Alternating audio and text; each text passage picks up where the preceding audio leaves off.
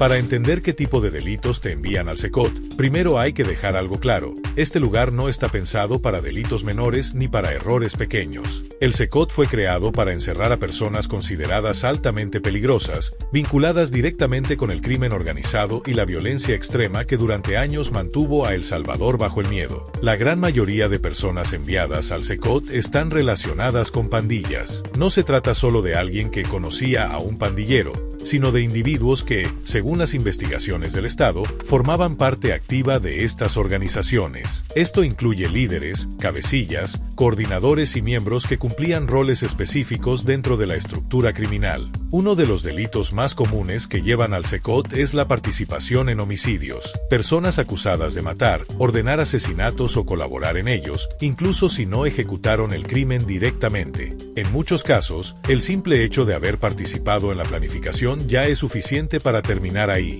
Otro delito clave es la extorsión. Durante años, miles de personas fueron obligadas a pagar dinero a pandillas para poder trabajar, vender o simplemente vivir en ciertos barrios. Quienes organizaban, cobraban o controlaban estas extorsiones forman parte del grupo que termina en el SECOT, ya que este delito destruyó la economía y la vida diaria de muchísimas familias. También están los delitos relacionados con secuestros, amenazas graves y control territorial. Las pandillas no solo cometían crímenes aislados, sino que dominaban zonas enteras, imponiendo reglas, castigando a quien no obedecía y decidiendo quién podía entrar o salir de un barrio. Ese nivel de poder criminal es uno de los principales motivos por los que el Estado decidió crear una cárcel como el SECOT. Además, muchas personas enviadas al SECOT tienen antecedentes múltiples. No es un solo delito, sino una cadena de crímenes acumulados con el tiempo. Para las autoridades, esto demuestra que no se trata de una rehabilitación fallida, sino de individuos que reincidieron una y otra vez. En resumen, el SECOT está reservado para los delitos más graves y para personas consideradas una amenaza directa para la seguridad del país. No es una cárcel común, es el destino final de quienes fueron señalados como responsables del terror que vivió El Salvador durante años. Otro tipo de delito que puede llevar directamente al SECOT es el tráfico de armas. Las pandillas no solo usaban armas de forma ocasional, sino que mantenían redes para conseguirlas, moverlas y repartirlas. Personas encargadas de comprar, esconder o distribuir armas de fuego eran piezas clave del sistema criminal, y por eso son consideradas de alta peligrosidad. Sin armas, gran parte del terror que se vivía antes no habría sido posible. También están los delitos relacionados con el narcotráfico, aunque es importante aclarar algo, no se trata del pequeño vendedor aislado, sino de quienes formaban parte de estructuras organizadas. Personas que movían drogas a gran escala, protegían rutas, almacenaban sustancias o usaban el dinero del narcotráfico para financiar a las pandillas. En muchos casos, este dinero era usado para comprar armas, pagar sicarios o expandir el control territorial.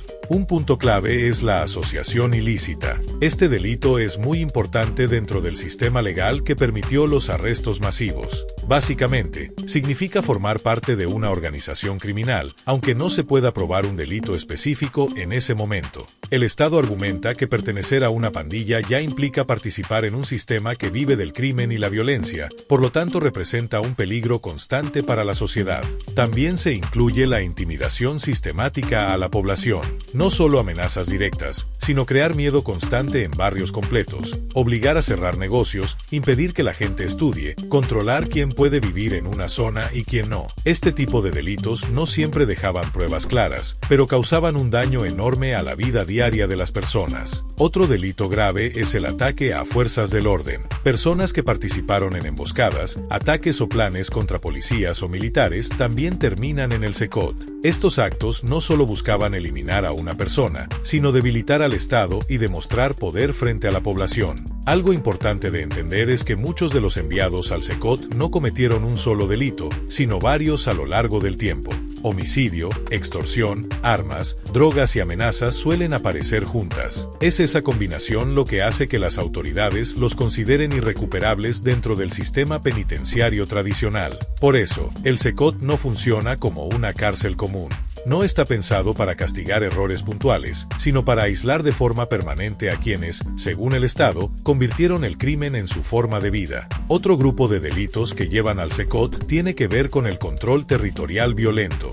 Esto incluye a personas que se encargaban de vigilar entradas y salidas de barrios, marcar casas, poner retenes ilegales o avisar cuando entraba la policía. Aunque algunos lo vean como solo vigilar, en realidad era una parte fundamental del sistema criminal, porque permitía que asesinatos, extorsiones y tráfico funcionaran sin obstáculos. También están los delitos de secuestro y privación de libertad. No siempre eran secuestros largos o mediáticos, muchas veces eran retenciones breves para intimidar, castigar o sacar información. Aún así, el daño psicológico para las víctimas era enorme. Estos actos buscaban demostrar poder absoluto sobre la vida de las personas, algo que el Estado considera una línea que no se puede cruzar.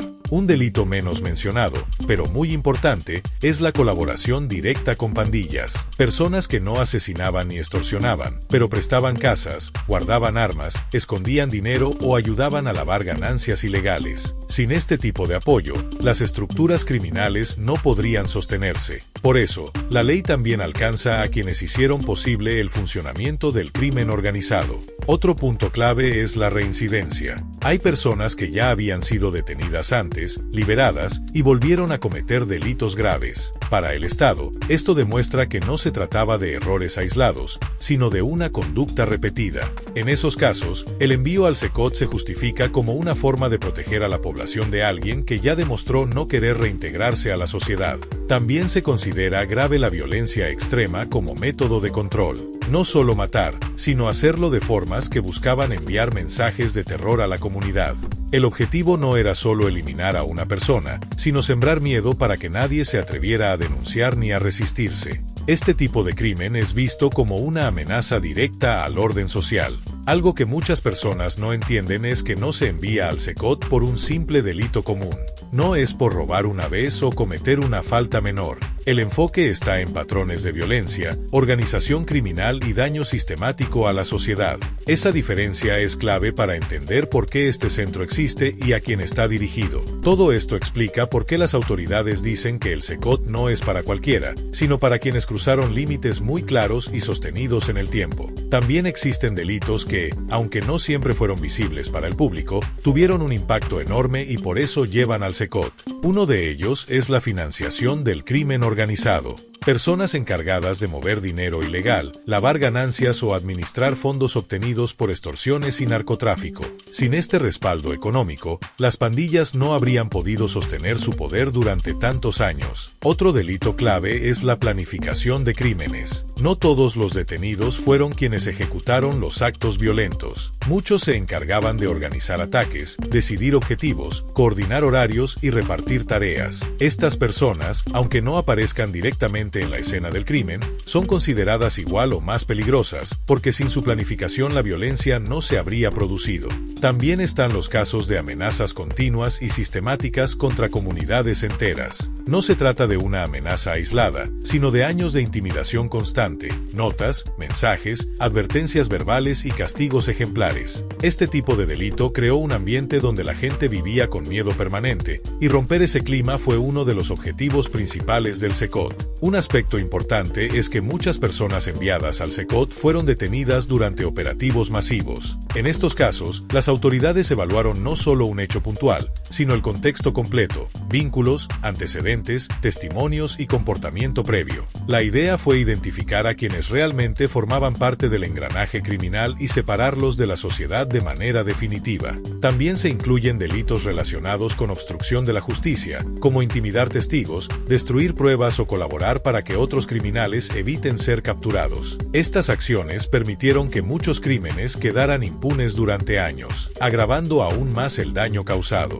Todo esto muestra que llegar al SECOT no depende de un solo factor, sino de un conjunto de conductas graves que, juntas, representan una amenaza constante. No es una decisión tomada al azar, sino una medida dirigida a quienes, según el Estado, sostuvieron el sistema de violencia desde distintos niveles. Finalmente, es importante entender que el envío al SECOT no se basa únicamente en un delito específico, sino en el nivel de peligrosidad que la persona representa para la sociedad. Las autoridades han insistido en que este centro está destinado a quienes demostraron, con hechos repetidos, que no podían convivir en libertad sin causar daño grave. Es una medida pensada para cortar de raíz ciclos de violencia que ya habían cobrado demasiadas vidas. Muchos de los delitos que llevan al SECOT tienen algo en común. no afectan solo a una víctima, sino a comunidades enteras. Homicidios que sembraron terror, extorsiones que destruyeron economías familiares, amenazas que obligaron a miles a huir de sus casas y estructuras criminales que controlaban territorios completos. El daño no era puntual,